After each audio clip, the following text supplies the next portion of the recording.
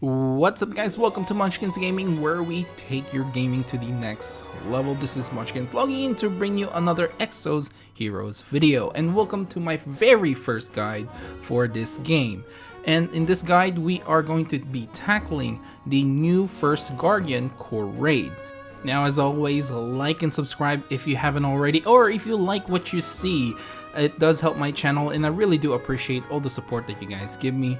And then without further ado, let's start this video. So for this First Guardian core raid, we are going to be fighting three different, I guess, dragon blood characters that we are kind of familiar with right now, except for one, which is Ramji, which is going to be the first enemy that we are going to be fighting. So he's technically the hard boss, and then the next level is the extreme boss, which is going to be Maggie, and the special boss is going to be FC Rera. So honestly, every passive abilities and active abilities that they have are all going to be quite similar. So for the passives, they will have Dragon Heart. Basically, they are going to be immune to all the reflect damage and status effects and debuffs and mark effects. They also have Dimensional Barrier, which grants them a barrier equal to 2% of their maximum health for one round at the beginning of the round. So plus 2% every round, and this will reset upon break. They also have Guardian's Oath, which basically when the round starts, their attack defense increases by 50%, and this stacks every round as well. This is going to be removed upon breakage. And finally, the last one is called Dragon Blessing, which basically increases the health of all their allies by 200%. Now their skill 1 and skill 2 are just going to be their same skill with a dot effect. So for Ramji, it will be 5 turn dots for his first ability, and the second ability is going to be the same. It's going to be 5 turns. Magi, which normally she doesn't have any dots, she will be given 1 here, and it's going to be the same. Skill 1 or ability 1, whatever you want to call it, will have 5 turns of burn dot, and the second one will be the same, will have 5 turns of burn dots. Now Rera, again, doesn't normally get a dot, but this time around she is going to be getting a poison dot, which lasts for 5 turns, the same thing as everyone else. This is for both her skill 1 and skill 2. Okay guys, now let's talk about some tips for this First Guardian's raid core. So the first tip that I have for you guys is going to be just bring a dragon blood character. Basically, Wrath will be instant GG. Basically how Wrath works is basically if you get damage every time, it acts like a counter. So basically each turn the dot ticks, basically that Wrath will basically counter and basically hit the enemy with a certain amount of damage. So if you have Dragon Blood characters, which they would have Wrath, basically it's instant game over, because the bosses, all their abilities will have some sort of dot. And all you have to do is be able to survive that first attack and pretty much the dot as well, and basically ending the fight. It's ideal to probably have at least 2 Dragon Blood characters, one in the front line and one in the back line. Now, if for whatever reason you don't have a Dragon Blood character, you're just starting off, bring a Fire, Ice, and Dark Element characters to destroy the boss's elemental cores.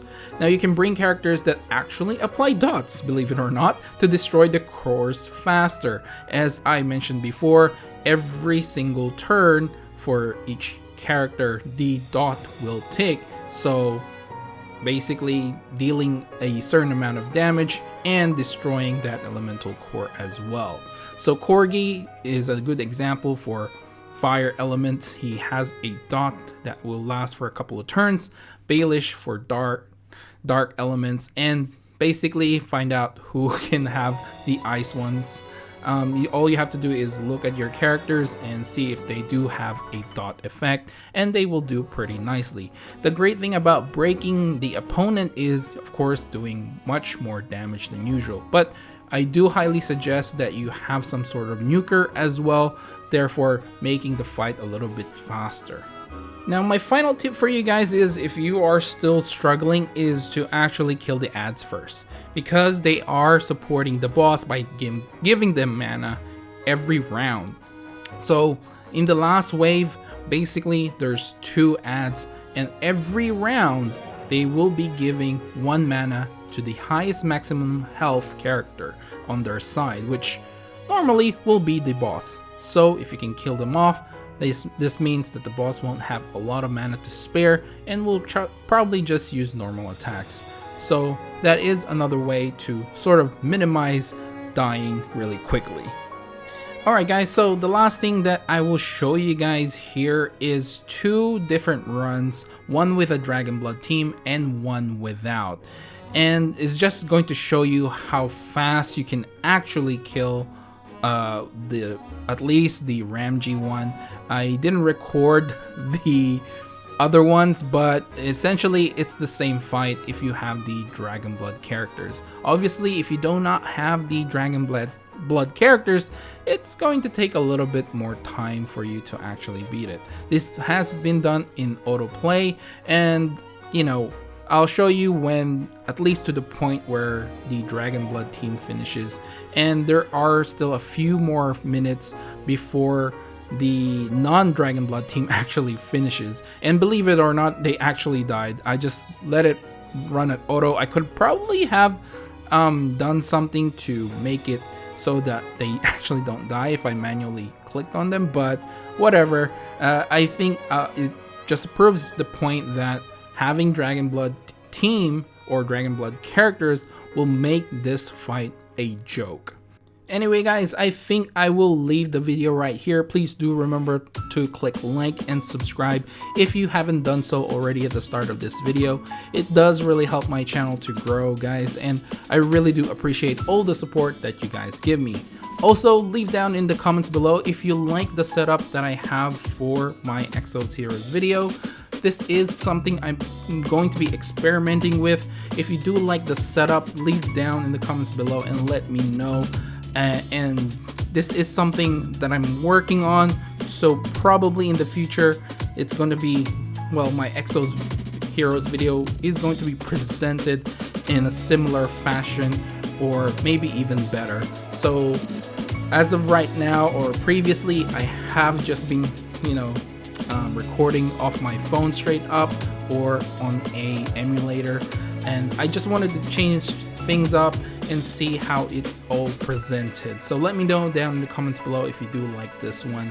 And last thing, I guess, is if you have any other strategies that you want to share to the community without using the Dragon Blood, leave it down in the comments below. I do believe like Dragon Blood is probably the most optimized one, at least for this particular fight. Anyway, follow me on Twitter and on Facebook as well at Munchkins Gaming. This is Munchkins logging off, and I'll see you guys in the next level.